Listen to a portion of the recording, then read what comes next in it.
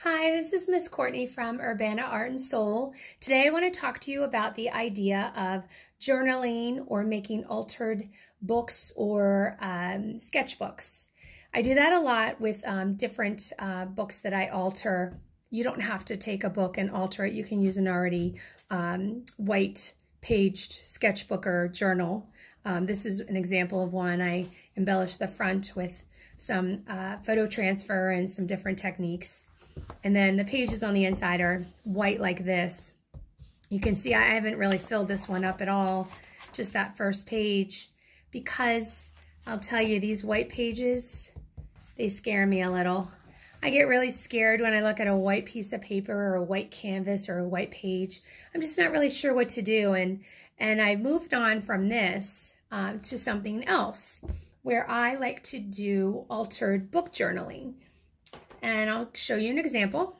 This is the cover of an altered book that I've been working on. It's a big altered book. It was a kid's book from, I believe, the 1930s. I found it at Wonder Book and Video. You can get like older books at antique stores or Wonder Book or Video. And you can also get them from your home. You might have older books that are sitting around that you've already read. And if your parents give you permission, then you can use that as an altered book. It's better to have a book that has a hard cover because you can, it's a little bit more stable. So anyway, I've used the pages of this book to alter them in an artful way. I don't do so much journaling as I do just creative, use it as a creative outlet. This is my son from a long time ago. It's a photo transfer that I use for this. I might add some different things. I don't know, I was playing around with butterfly wings. I might prep my pages so that I can journal in the future. And this is one that I prepped. I kind of just did this painting technique, and then I did go ahead and write something at another time, a later date. This is one where I did some artwork and I glued it in to the inside page, and then I did some journaling on it. And then here's another page spread. I'll show you. It's kind of difficult with the way my camera is set up, but you can see that it's just kind of it looks like graffiti art. I just want to explore color, and I wanted to make the statement be true. You can just go on and put scraps of art in it, tape it down that you've done that you want to save. There's really no rules to this. The reason why I like this format is that I don't have to think about that white page. It doesn't scare me so much. So it's already started, and I'm working on these pages right now. And so when I open my journal, the pages might look like this. They have words on it. It's already, something's already on it. It's a little easier for me to process when I can start from something that's already established. So anyway, this is one of my journals. Another one that I'm in the process of working on is this one. I haven't done the cover yet. Haven't gotten that far.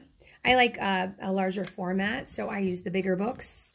And this was a kid's book that I got. It was from, I think, the 1930s. Oh, yeah, 1966. Anyway.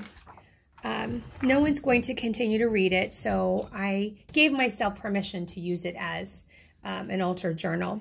And I'm working on some canvas pieces of faces, so I wanted to kind of sketch it out in my journal to see, you know, kind of what it would look like. So that's how I use my journal sketchbook. Here's another one I'm going to do. So I wanted to look at it and kind of sketch out my ideas before I move on to a formal art piece. And then on the other page, I just kind of did some abstract art on it. So that's an idea too. If you don't have an older book, that's okay. I'll show you some options. Here's one is an example of a smaller one. It's a Nancy Drew book. This one's very old. It's a nice hardcover. And I eventually will alter these pages. They're smaller, so I think this is more like a travel journal. So I might use this for the summer. If you don't have an older book and you're at home and you want to start right away, Your mom or dad might have notebooks like this. I have a ton of them that I can't possibly fill up. So they have lined pages. That's okay. You can still use it. You can create artwork, glue it on top, use these pages for your artwork, whatever. It works. Another idea is you might have these composition books from school. This is a mini one from my son when he was in elementary school. He's almost 20 now, so you can see how old this is, but this would work too. And you might have a bigger one you can use. Composition books are great because they have that nice hard cover. Here's one that I got years ago, and you can see I have not filled it up, but this would be a cool idea to use as a altar journal. Imagine this with little works of art on the inside. I think that would be really cool. And here's another one, this idea. This one is a hardback. It already has a nice cover on it, but you can alter the inside of it. You can actually have a journal for each different thing if you really get into it. So again, you can create art in your journal, you can write in your journal, or you can do a mix of both. It's really, the possibilities are endless. So hopefully in the next coming weeks, I will give you some ideas to use for the inside of your pages. But until then, you can go ahead and find a book that you can start using and start there, okay?